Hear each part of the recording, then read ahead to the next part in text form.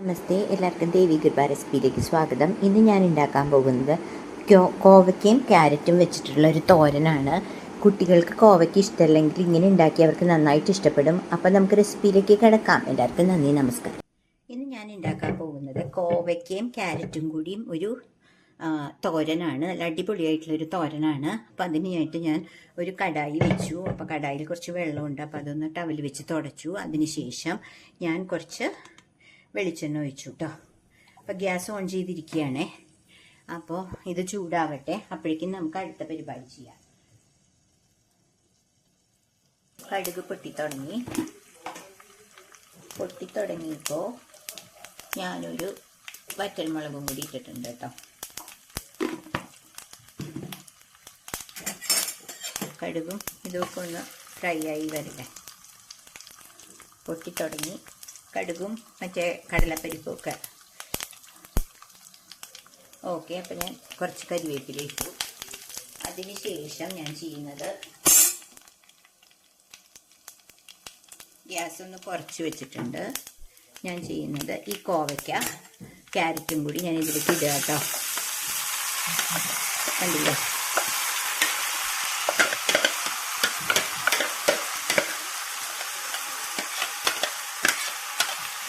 ചോപ്പറിൽ ചോപ്പ് ചെയ്തിട്ടാണ് എടുത്തത്. അപ്പോൾ കണ്ടില്ലേ? ഇതൊന്ന് ഇളക്കി കൊടുക്കട്ടെ. എന്നിട്ട് ഇതിലേക്ക് ഇനി ചേർക്കാനുള്ള സാധനങ്ങൾ ഉപ്പ്,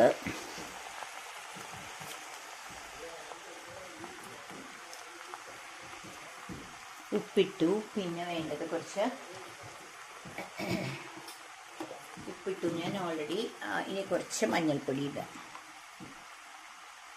കണ്ടില്ലേ? മഞ്ഞൾപ്പൊടി ഇട്ട് ഇത് നമുക്കൊന്ന് ഇളക്കി യോജിപ്പിക്കണം. കണ്ടില്ലേ?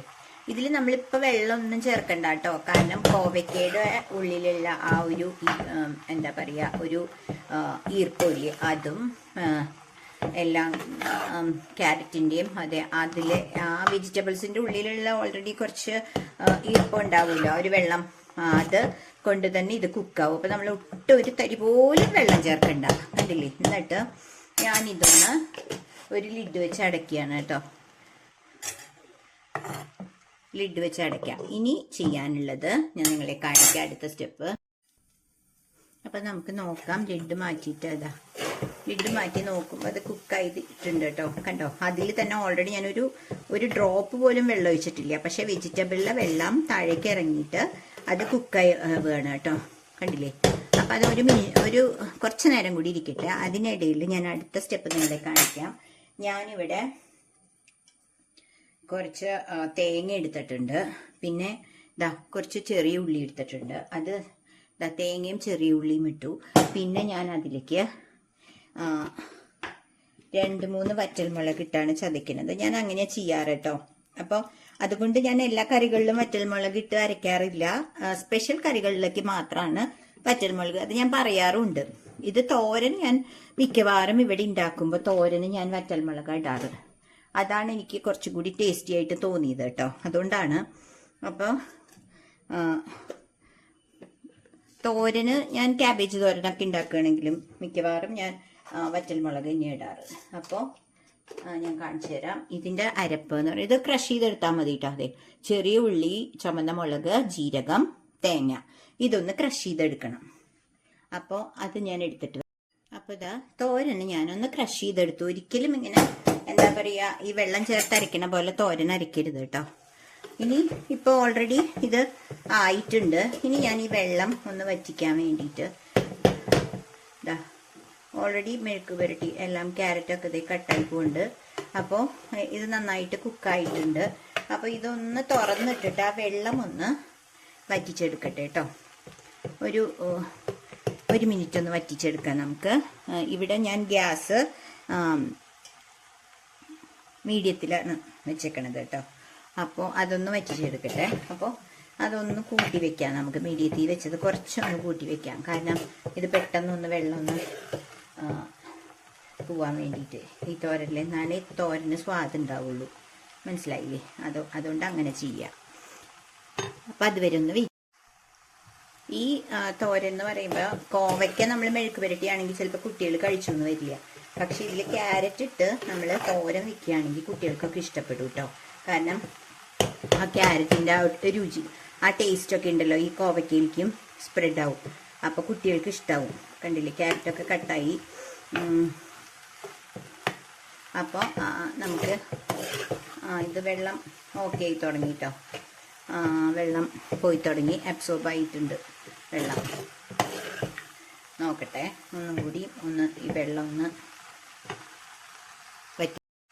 ഓക്കെ, അപ്പം ഇത് ഓക്കെ ആയി. ഇനി ഞാൻ എന്താ പറയുക, തേങ്ങയില്ലേ, തേങ്ങ ക്രഷ് ചെയ്ത തേങ്ങ ഞാൻ ഇതിലേക്ക് ഇട്ട് മിക്സ് ചെയ്യാണ് കേട്ടോ. അതോടെ നമ്മുടെ ഈ കോവയ്ക്ക ക്യാരറ്റ് മെഴുക്ക് പുരട്ടി കഴിഞ്ഞു കേട്ടോ. അപ്പോൾ ഒന്ന് മിക്സ് ചെയ്യട്ടെ. അടിപൊളിയായിട്ടുള്ള കോവയ്ക്ക ക്യാരറ്റ് മെഴുക്ക് പുരട്ടി റെഡിയായി. അപ്പം നിങ്ങളെല്ലാവരും ഈ റെസിപ്പി ഒന്ന് ട്രൈ ചെയ്യുക കേട്ടോ. ഇത് ഉണ്ടാക്കണവരുണ്ടാവുമായിരിക്കും, പക്ഷെ ഉണ്ടാക്കാത്തവർക്ക് വേണ്ടിയിട്ടാണ് ഞാനിത് പറഞ്ഞത്. കുട്ടികൾക്കൊക്കെ ഭയങ്കരമായിട്ട് ഇഷ്ടപ്പെടും ഈ ഒരു പ്രിപ്പറേഷൻ. നമ്മുടെ കുട്ടികൾ എപ്പോഴും വെജിറ്റബിൾസ് കഴിക്കാൻ വിഷമമുള്ളവരല്ലേ. അപ്പം മെഴുക്ക് പുരട്ടിയൊക്കെ ഉണ്ടാക്കി കഴിഞ്ഞാൽ കുട്ടികൾക്ക് വലിയ ഇഷ്ടമായി വരില്ല ഈ കോവയ്ക്കയുടെ. പക്ഷെ ഇത് ഉണ്ടാക്കിയാൽ കുട്ടികൾക്ക് ഭയങ്കര ഇഷ്ടമാകും കേട്ടോ. അതുകൊണ്ടാണ് ഞാനിത് ഉണ്ടാക്കിയത് കാണിക്കുന്നത്. അപ്പോൾ എല്ലാവരും ഒന്ന് ട്രൈ ചെയ്യുക. എന്നിട്ട്